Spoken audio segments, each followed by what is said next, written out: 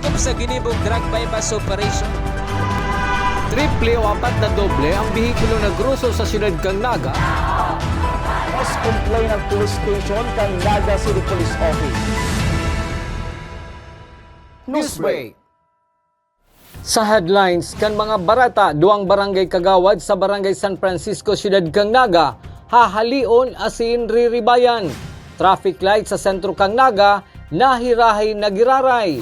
Magpinsan na sospek sa pagpapabakalin illegal na droga sa Pili, Camarines Sur, arestado.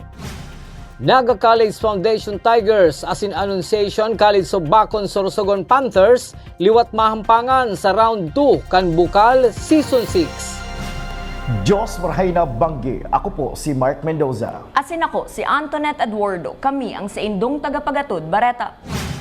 Sa katahawan kan pinagigibong filing of Certificate of Candidacy kan nakalihis na aldaw, nagpaluwas nin desisyon ang Comelec and Bank na nagsusugo na baguhon ang Certificate of Canvass of Votes and Proclamation sa nakalihis na eleksyon sa barangay, partikularmente sa barangay San Francisco, siyudad ni Naga.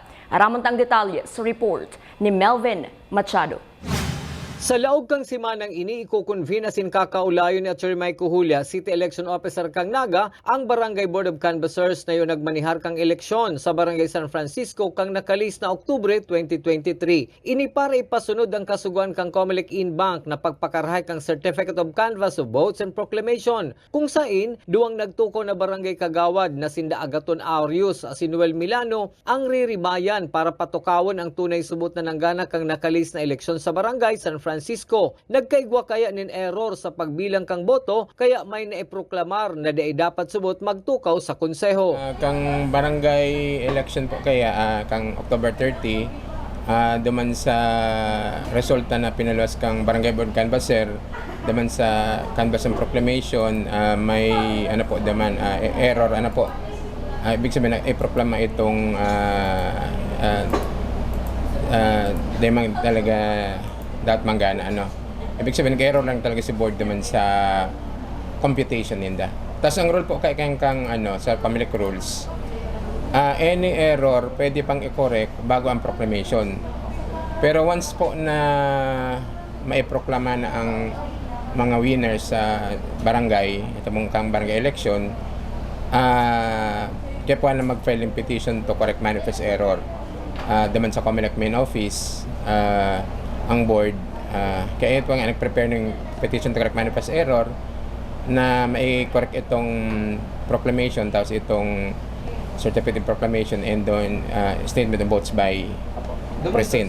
Didetermina naman kung kisay kay Francia Chavez asin Christopher Verdadero ang panlima asin pang-anom sa pwesto matang pampito man subot si Numila Culvera. Huli ta subot minawian na ninbuhay si Verdadero kaya may sarong bakanting posisyon sa Konseho kang Barangay San Francisco na dapat panuan. Iyo po ang ano igdiyo ini po nga sa ano tied si Kagawad Verdadero, Christopher Verdadero tapos Francia Chavez tied sin the 177.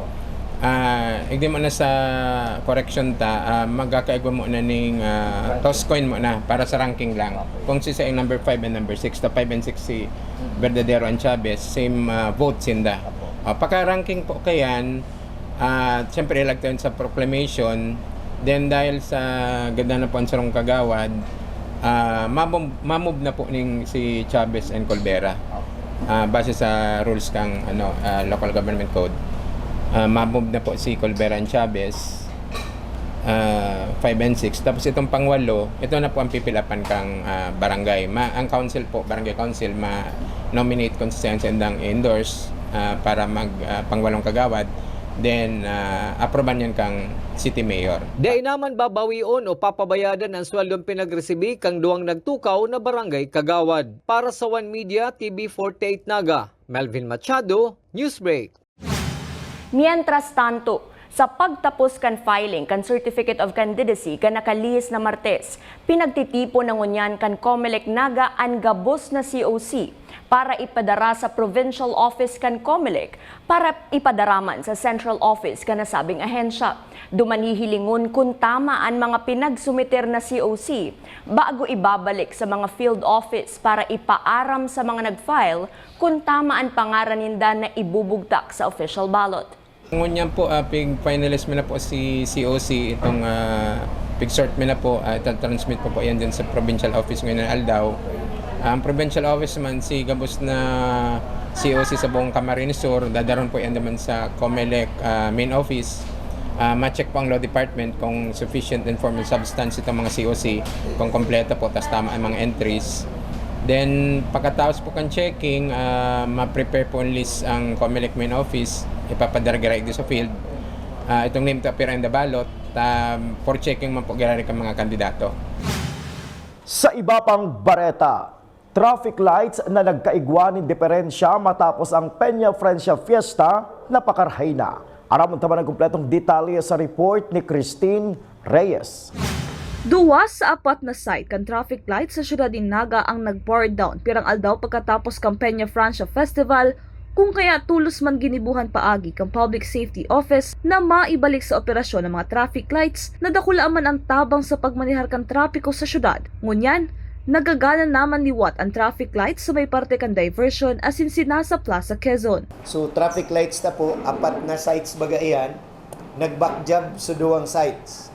Ining digdi sa CBD1, tapos itong duman sa may diversion, itong duman sa may Robinsons, sa may area. Ang resulta, ito pong sa may Robinsons, nag-aandar na giraray. Alagad de ko aram pa ini yung sa may Crown, ining sa may Jollibee. Duwa yan. Ang sabi sa kuya, garo control switch ang riribayan ninda. So, within this week, dapat mag-andar iyan.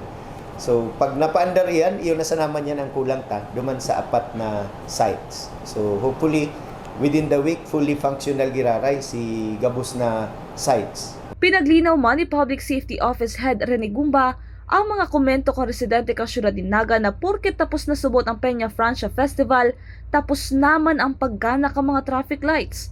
Sa idaman suot, pinagigibo ang gabos para magamit, asin papakinabangan ang mga traffic lights para sa mga motorista, asin kang pedestrian. Para suruba pati, mili dam fiesta, tapos naman si traffic lights. Bako man po yan totoo. Nagkataon na may duwang nag-bar down na sites and pinaback job ta duman sa nag-repair ka ini. So, ang status, balik na sa diversion, and then hopefully within this week, mag-function naman yan sa sentro. Para sa One Media TV 48 Naga, Christina Alcanzo Reyes, Newsbreak. Mientras tanto, liwat nagpatanid si Public Safety Office Executive Director Rene Gumba. Nabalik sa operasyon na ngunyan ang one-time big time sa pamamayo kang Naga City Police Office na haluyman na punduhulikan Peña Francia Fiesta. Dagdag pa ni Gumba, dakol ang nadakop kang nakaaging one-time big time urog na dai nag-aaram na balik operasyon na ini. Katuwang kan PSO ang iba pang ahensya kan gobyerno arog kang Land Transportation Office, Highway Patrol Group asin Naga City Enro. Nagtao maning pagirumdom ang PSO na sa mga malaog sa syudad ning Naga na darahon ang mga kaipuhan na dokumento kan mga bihikulo para dainaman maging abala sa sainda. Pagirumdumon ta po sa mga kaymanwata na nag-resume na so one-time big time operation igdi sa laog kang syudad. Kang huring operation medyo dakol-dakol naman sa nagkadarako. Palibasa niya ako nahaloy na dahil nag-operate. So katuwang tapo digdi so Land Transportation Office, so Highway Patrol Group, pati so Naga Enro sa pamamayo kang Naga City Police Office. So again, pag malaog po kamo igdi sa syudad kang Naga, pasiguraduhon na kumpleto ang sa indong mga dokumento sa pagmaneho, sa mga dokumento kang sa indong sasakyan para di magkaigwaning inconvenience. Nagpuon na giraray kita sa satuyang one-time big time operations.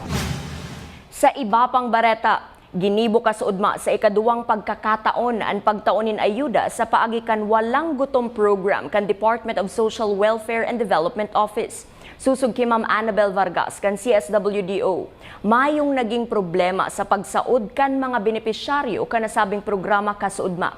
An ikatulong pagsaod ninda gigibuhon sa huring semana kan Oktubre o primerong semana kan bulan ni Nobyembre. Actually, kita ang pinakamagayon kasi color-coded.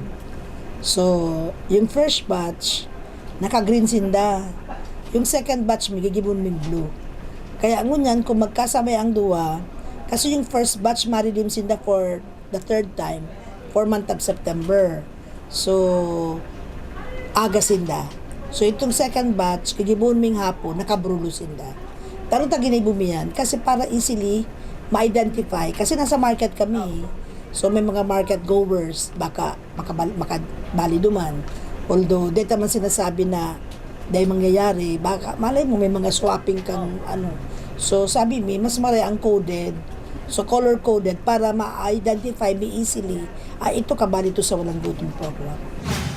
Sa pagbabalikan news break, magpinsan sa Banwaan Pili Camarines Sur, arestado sa anti-illegal drug buy bust operation. Iyan na siniba pang mga bareta sa pagbuelta kan One Media TV48 Naga News Break. Dakop sa ginibong drug bypass operation.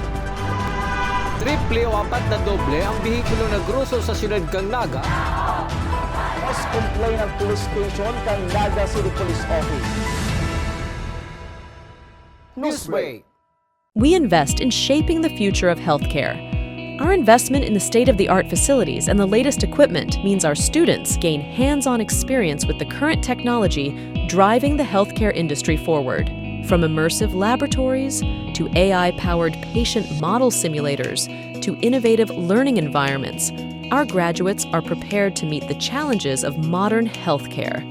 The Naga College Foundation, College of Health Sciences, your premier leap to becoming a champion of healthcare.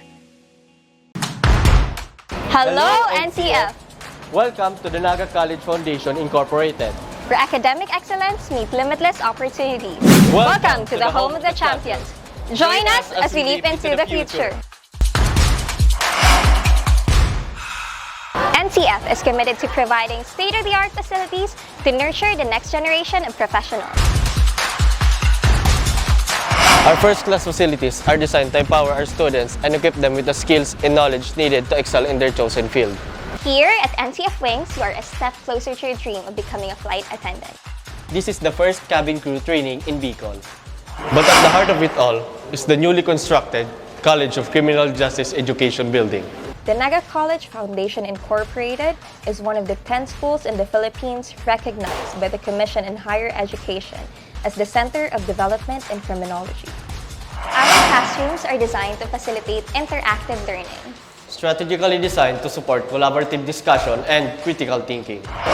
This building is home to Bicol's first world-class indoor firing range, which provides our students first-hand training in ensuring that they are proficient in firearm safety and marksmanship.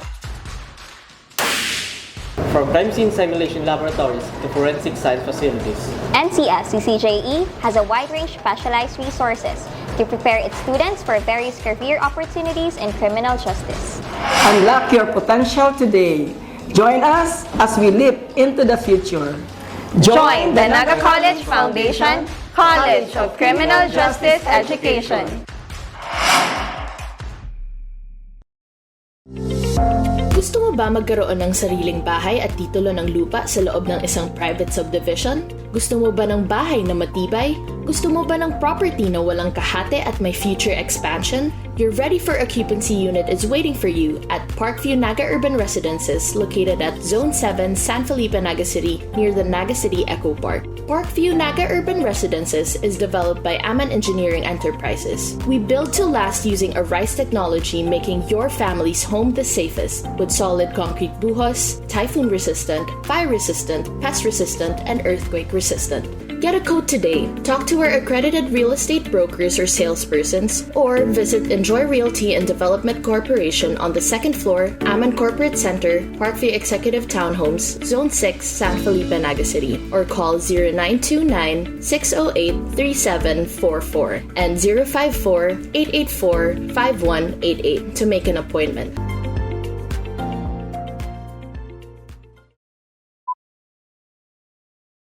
Bilis laki, nipis taba. BMEG! Bilis kita! Para sigurado, tinuloy-tuloy ko hanggang BMEG Premium Grower 1 and 2. Ito lang ang may Lean Plus technology. Kaya mas mabigat at manipis ang taba sa panahon ng pagbenta. Kaya mabilis ang kita. Tuloy nyo na! Bilis laki, nipis taba. BMEG! Bilis kita! Tuloy-tuloy ang BMEG Premium. Tuloy-tuloy ang kita. Sa likod kan mga kadipisilan, mga nag-aging kalamidad, tensyong pansiguridad, asin daing undok na kariribukan sa bilog na kinaban. Padagos mo kaming binabantayan. Salamat po ina sa urualdaw mong pagpadangat. Ang bilog na kabikulan, yaon sa pagrangak kan sa imong ngaran. Halik kay Congressman Zaldico, Congressman Jill Bungalon, asin kan bilog na Ako Bicol Party List. Viva la Virgen! Viva Nuestra Señora de Peña Francia!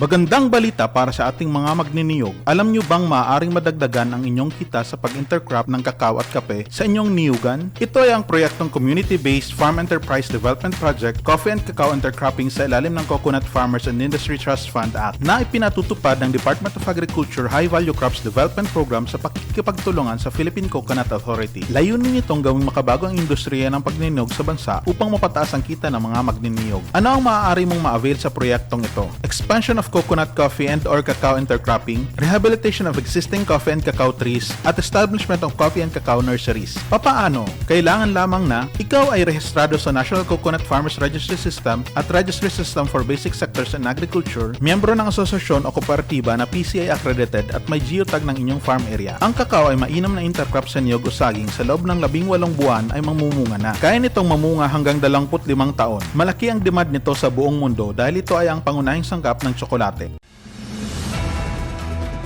Dakop sa ginibong drug bypass operation. Triple o 4 na doble ang bihikulo na gruso sa siyudad kang Naga. Mas complain ng police station kang Naga City Police Office. Newsbreak. Sa pagpapadagos kan mga bareta, presyo kan karne asin sira sa Naga City People's Mall, daiman subuot nagbago pagkatapos kan Peña Francia Fiesta. Araman ta ang detalye sa report ni Christine Reyes. Haros mayong pinagbago ang presyo kang karne asin sira pagkatapos kang kasiributan ka nakaaging Peña Francia Festival sa siyudad din Naga. Dain naman inibago kay Nanay Maria Teresa Alaysa na haloy na ang paratinda kang karne sa Naga City People's Mall. Susug sa iya, dain naman ininababa asin naglalangkaw pangani depende sa binubunong urig. Maluya man subot ang barakalan urog na may mga satellite na sa kada barangay. Ang samsami 330, argayan. Sa kuya, iniyo, parehas manggiraray, parehas lang. Pag may nagtatawad sa mo, nagtatao may magkaya. Day naman nagbababa ang buhay na orig. Naglalangkaw naman ngunya dahil baga may hilang na naman na naglalako. Kaya ang buno mi talagang masisiptisinda dahil haling abatuan. Pareho man ang sitwasyon sa mga paratindang sira ngunyan. Halos diit ang nadadakop tadain naman masyadong naglalaod ang mga parasira. Kung kaya, tama lang ang kinukuha ang supply ni na Jenny Rose Soriano para mapaubos lang sa indang mga paninda sa Naga City People's Mall. Narog sa muya, limit man lang paninda ni. Kumbaga kinukuha mi sakto lang maubos hanggang udto tanggap day lang. Pag may tada man, paghapon minus presyo na para ubos. Hinagahan bago na naman. Mayo man subot inaasahan na paglangkaw ng presyo kang karne asin sira sa maarabot na bulan. Para sa One Media TV 48 Naga, Christina Alcanza Reyes, Newsbreak. Sa satuyang police report, sarong laborer na residente kan Barangay Concepcion Pequeña, Siyudad ning Naga ang naaresto sa pinagibong anti-illegal drug buy-bust operation kan Sumanggi. Sarong plastic sachet nin sumuot siya buo na nagkakantidad 1,500 pesos ang nabakal sa suspek asin 5 plastic sachet ang narecover sa iya. Dinaraman sa Naga City General Hospital ang suspek para sa medical examination antes ining darahon sa karsel.